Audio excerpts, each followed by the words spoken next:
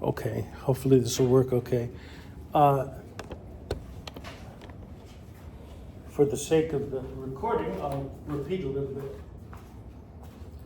This is week 16 of the CLASSICS1 class, and we are starting out a great novella by Orson Scott Card called Ender's Game. And later on, and I can actually pick this up too, he expanded, his publisher wanted a novel out of this, and so, because a novella means like it's, the length of a novella is halfway between a short story and a novel. It's like a long short story. And now,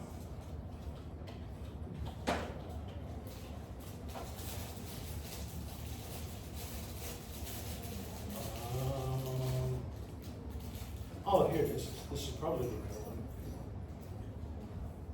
Yes, it is. Good. Share.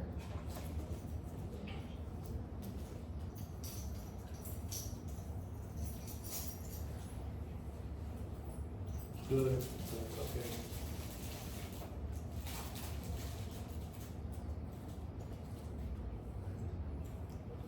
We're not going to read the whole length novel because it's long. Much longer than the novella, although, here it is. But I was introduced to this. I remember vividly, it was in college, and I picked up this novel from the library. And I really enjoyed the reading. But when it reaches the end of the story, the big finale scene, it blew me away. I was here holding the novel and like just kind of staring into space for like 10 minutes, unable to believe the way the story ends. The novella has the same basic ending, but it's less of a knockout. We also have a movie that was made a few years ago.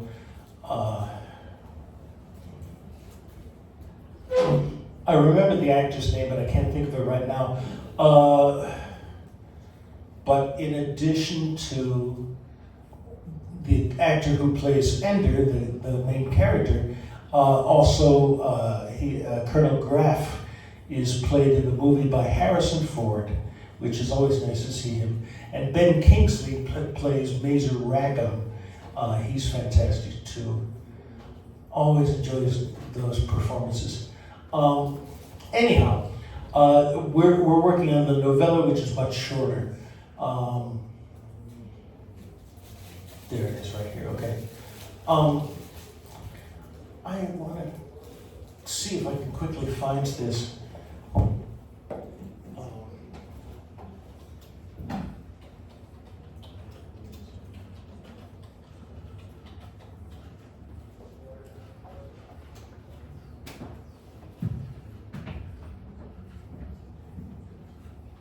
Well,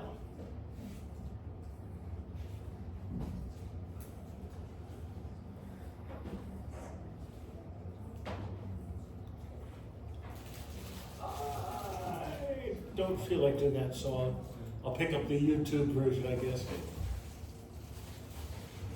So, okay, so we're not going to start with the video, but I want to get it prepared. This computer has a very annoying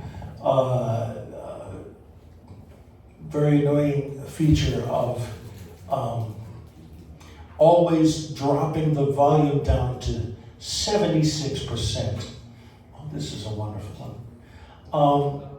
So that's not obviously long enough. I'll pick this up. Here, I've copied it. Okay.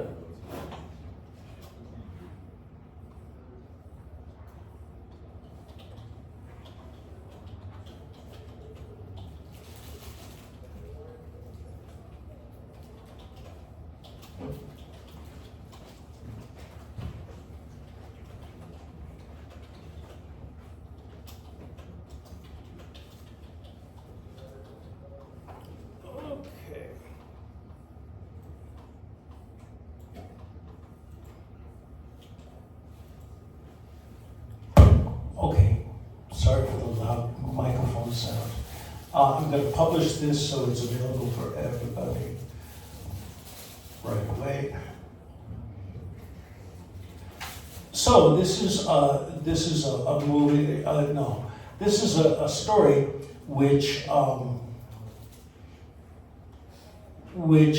really impressed me. And after reading Ender's Game, I discovered that there were more later novels by Orson Scott Card, who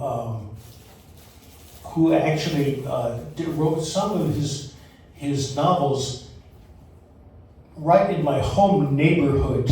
He was like a few streets over when he was doing that, but I didn't know that at the time. But he's written novels right, close to where my parents still live. He is an interesting fellow, good writer, actually a wonderful writer, and he's wonderfully creating very believable characters and situations, having people react and converse in very involving ways that make you feel like you really know the characters well. And so he wrote sequels to this. In fact, he wrote a good number of sequels. I think the first three are all about Ender as an adult. This starts with Ender as a child. But then he also took one of the other characters from this, from the novella and the novel. Bean is his nickname, and Orson Scott Card went on to write a series of novels about Bean, and he wrote so many. I think his Homecoming trilogy is maybe the best of all. But this is wonderful, and I'm so excited to be able to share some of this with you. Now I'm going to make this large enough to read.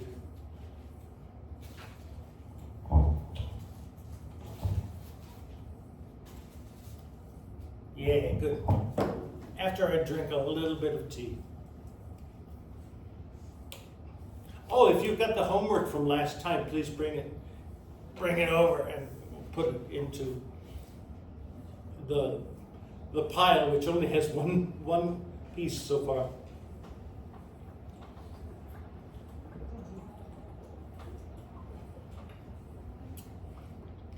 It may be that people don't remember about that, but it is on the homepage. Here. There it is. Anyway,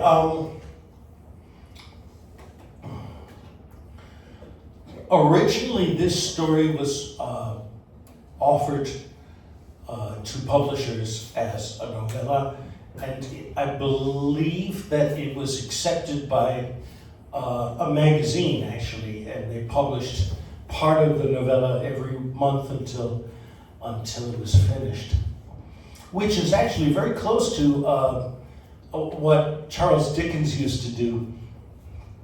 And then finally they put it together for this. The novella is great, but the novel is so much better than that. I reread it recently, and it's just amazing. Okay, so anyway, let's get to it here. Ender's Game, the novella. Okay, so we start immediately. This is a good thing to know. It's a phrase from literature and other, and like movies too. The story begins in medias res. That means in the middle of things, which means we don't get, what is more normal in a story is to show, kind of give us the feeling of being familiar with Ender and his life situation, and information about him, considering he's like 9 or something like that right now. Instead, we see him and meet him as he is working. I haven't told you what the story is about yet, so we'll have to pick things up as we go. But we meet him just outside the war room, telling his army how to fight in zero gravity. And at this point, we don't know that Ender, if we don't know the story, we don't know that Ender is just a kid. But they'll get into it eventually. I guess he chose to do it this way to get the story jump-started immediately. And he tells the kids, maybe it's not a good idea to imitate his voice because my throat is not great right now. But he says, whatever your gravity is when you get to the door, remember, the enemy's gate is down. Now, he has to explain that because they're fighting in zero gravity, which means there is no real up or down.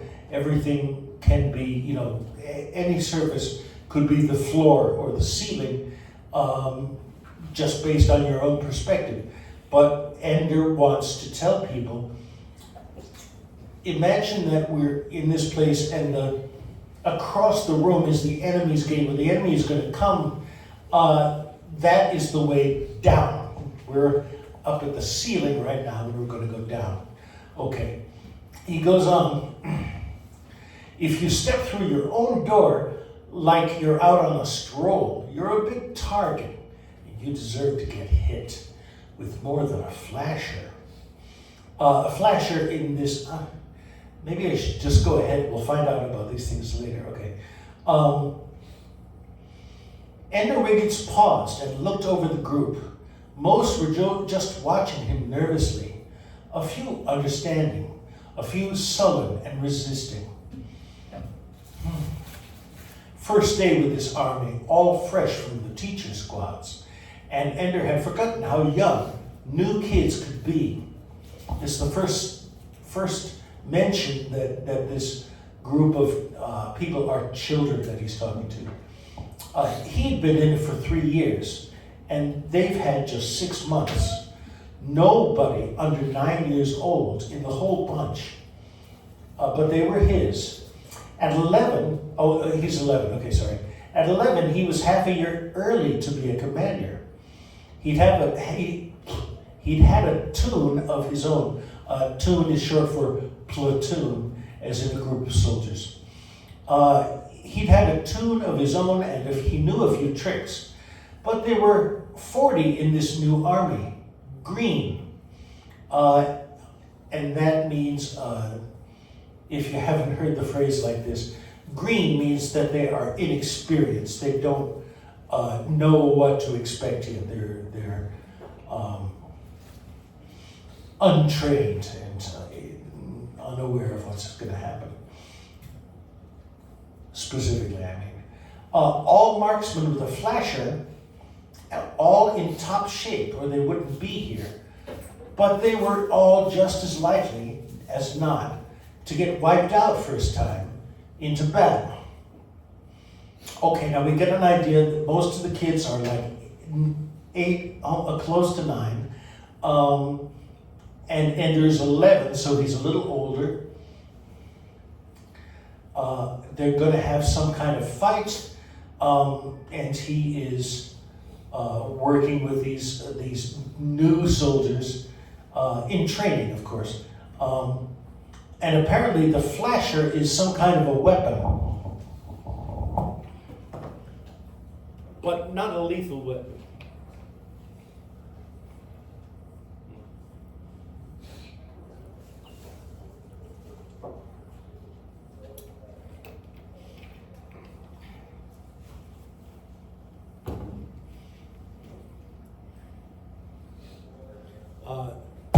These young members of the new army are,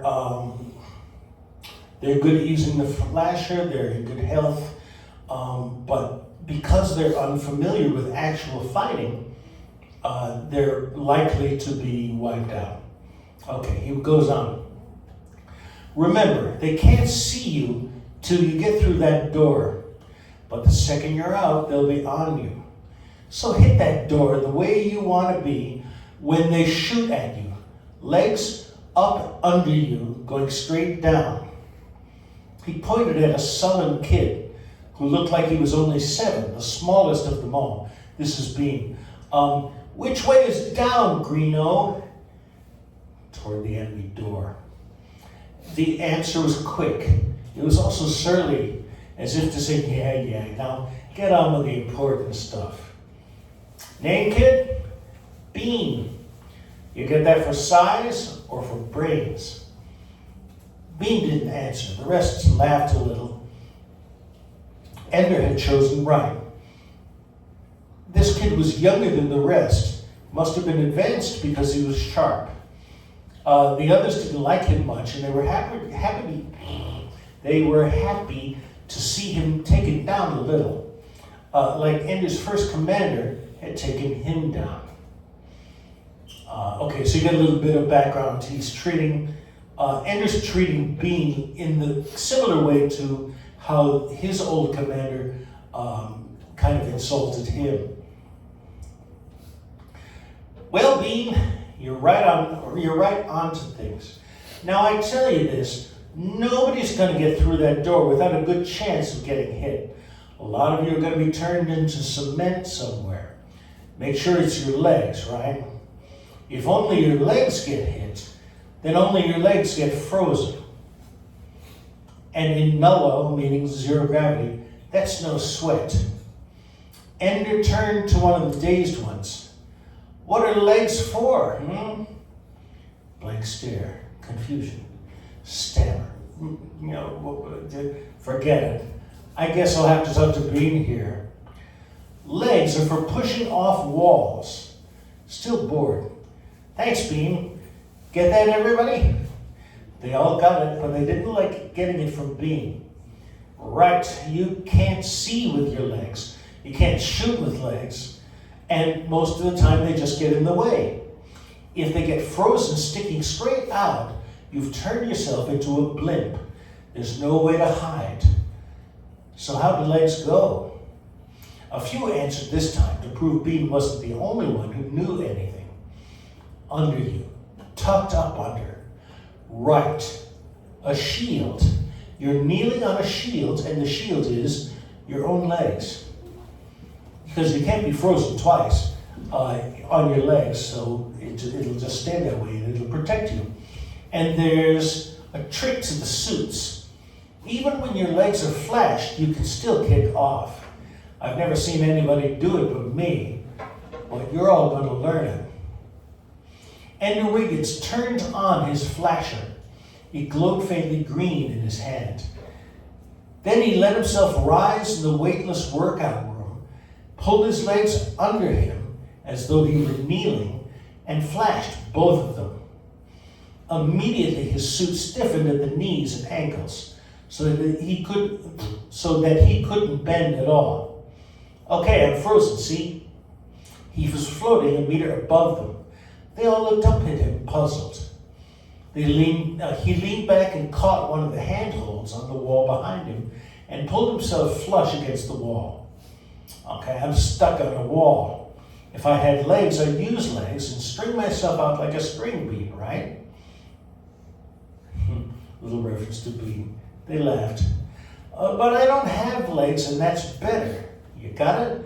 Because of this. And Ender jackknifed to the waist and then straightened out violently. He was across the workout room in only a moment. From the other side, he called to them. Got that? I didn't use hands, so I still had use of my flasher. And I didn't have my legs floating 5 feet behind me. Now watch it again. He repeated the jackknife motion and caught a handhold on the wall near them. Now, I don't just want you to do that when they flash your legs. I want you to do that when you've still got legs, because it's better, and because they'll never be expecting it. All right, now, everybody up in the air and kneeling. Most were up in a few seconds. Ender flashed the stragglers and they dangled, helplessly frozen, while the others laughed. When I give an order, you move. Got it? When we're at a door and they clear it, I'll be giving you orders in 2 seconds, as soon as I see the setup. And when I give the order, you better not be out there, because whoever's out there first is going to win, unless he's a fool. I'm not. And you'd better not be, or I'll have you back in the teacher squads. Which I guess means, taking classes. He saw more than a few of them gulp, and the frozen ones looked at him with fear. You guys are hanging there. You watch. You'll thaw out in about 15 minutes, and let's see if you can catch up to the others. For the next half hour, Ender had them jackknifing off walls. He called a stop when he saw they all had the basic idea. They were a good group, maybe. They'd get better. Now you're warmed up, he said. We'll start working.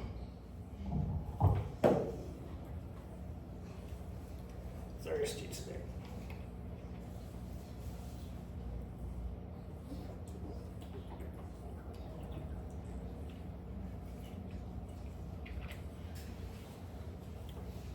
Okay. Based on what he was just saying, it seems clear that, in fact, I was wrong and they were not about to go into their first battle immediately. But they were involved in training, and Ender is starting out with this new group. This is the first practice. Okay, I'll resume. Ender was the last one out after practice, since he stayed to help some of the slower ones improve on technique. They'd had good teachers, but like all enemies, they were uneven, and some of them could be a real drawback in battle. The first battle might be just weeks away, might be tomorrow. A schedule was never printed. The commander just woke up and found a note by his bunk, giving him the time of his battle and the name of his opponent. So for the first, while he was going to drive his boys until they were in top shape, I did the wrong intonation because I hadn't read the whole sentence straight in. So for the first while, he was going to drive his boys until they were in top shape, all of them, ready for anything at any time. The strategy was nice, but it was worth nothing if the soldiers couldn't hold up under the strain. He turned the corner into the residence wing and found himself face to face with Bean, the 7-year-old he had picked on all through practice that day. Problems. Ender didn't want problems right now. Ho, Bean. Ho, Ender. Pause. Sir, Ender said softly. No, sir, Ender said softly. We're not on duty. In my army, Bean, we're always on duty. Ender brushed past him. Bean's high voice, piped up behind him. I know what you're doing, Ender, sir, and I'm warning you. Ender turned slowly, looked at him. Warning me? I'm the best man you've got, but I better be treated like it. Or what? Ender smiled menacingly. Or I'll be the worst man you've got, one or the other. Oh, and what do you want? Love and kisses? Ender was getting angry now. Bean was unworried. I want a tune. Again, it's a platoon. Ender walked back to him and stood looking down into his eyes. I'll give a tune, he said, to the boys who prove they're worth something. They've got to be good soldiers, and they've got to know how to take orders. They've got to be able to think for themselves in a pinch. And they've got to be able to keep respect. That's how I got to be a commander. That's how you'll get to be a tune leader. Got it? Bean smiled. That's fair. If you actually work that way, I'll be a tune leader in a month. Ender reached down and grabbed the front of his uniform and shoved him into the wall. When I say I work a certain way, Bean, then that's the way I work. Bean just smiled. Ender let go of him and walked away and didn't look back. He was sure without looking that Bean was still watching, still smiling, still just a little contemptuous. He might be a good tune leader at that. Ender would keep an eye on him. Okay, that's the end of the first scene. Now, this movie that we're going to see, I want to say this nicely. It's based on the novel to some extent. Not everything in the novel is there, as there never is in a movie version of a book. There's always stuff left out. Okay. Now we're meeting Captain Graff. In this version, he's Captain Graff. I thought he was Colonel Draft, but whatever. Okay. Captain Graff, wait, I can use my regular narrative voice here. Captain Graff, 6'2" and a little chubby, stroked his belly as he leaned back in his chair. Across his desk sat Lieutenant Anderson, who was earnestly pointing out high points on a chart. Here it is, Captain, and Anderson said. Anders already got them doing a tactic that's going to throw everyone off who meets it. He doubled their speed. Graff nodded. And you know his test scores. He thinks well, too. Graff smiled. All true, Anderson. He's a fine student and shows real promise. They waited. Graff sighed. So what do you want me to do? Ender's the one. He's got to be. He'll never be ready in time. What voice am I doing? He'll never be ready in time, Lieutenant. He's 11, for heaven's sake, man. What do you want, a miracle? I want him to go into battles every day starting tomorrow. I want him to have a year's worth of battles in a month. Graff shook his head. That would have his army in the hospital. No, sir. He's getting them into form, and we need Ender. Now, we don't know why they need Ender. We don't know why they're making children act like they're in an army. We'll find out, but this is the way Minister Card has it arranged. Graff responds here. Correction, Lieutenant. We need somebody. You think it's Ender. All right, I think it's Ender. Which of the commanders, if it isn't him? I don't know, Lieutenant. Wrong voice again, sorry. I don't know, Lieutenant. Graff ran his hands over his slightly fuzzy, bald head. These are children, Anderson. Do you realize that? Ender's army is 9 years old. Are we going to put them against the older kids? Are we going to put them through hell for a month like that? Lieutenant Anderson leaned over, even farther over Graff's desk. Ender's test scores, Captain. I've seen his bloody test scores. I've watched him in battle. I've listened to tapes of his training sessions. I've watched his sleep patterns. I've heard tapes of his conversations in the corridors and in the bathrooms. I'm more aware of Ender Wiggins than you could possibly imagine. And against all the arguments, against his obvious qualities, I'm weighing one thing. I have this picture of Ender a year from now, if you have your way.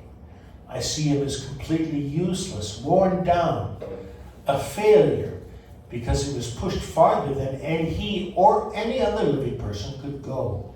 But it doesn't weigh enough, does it, Lieutenant? Because there's a war on, the first time, there's a war on, and our best talent is gone, and the biggest battles are ahead. So give Ender a battle every day this week, and then bring me a report. Anderson stood and saluted. Thank you, sir. He had already, I'm reading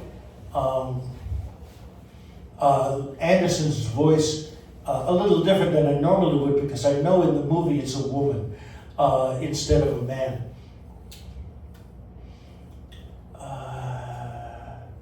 Okay, Anderson had almost reached the door when Graff called out his name. Anderson. He turned and faced the captain. Anderson, Captain Graff said, have you been outside lately, I mean? Not since last leave, 6 months ago. I didn't think so. Not that it makes any difference. But have you ever been to Beeman Park there in the city? Beautiful park, trees, grass, no nullo, no battles, no worries. Do you know what else it is there in Beeman Park? Well, sir, Lieutenant Anderson asked. Children, Graff answered. Of course, children, said Anderson. I mean children. I mean kids who get up in the morning when their mothers call them, and they go to school, and then in the afternoons they go to Beeman Park and play. They're happy, they smile a lot. They laugh. They have fun. Okay, I guess we're gonna have to pause for a little while as we have our break. See you in 10.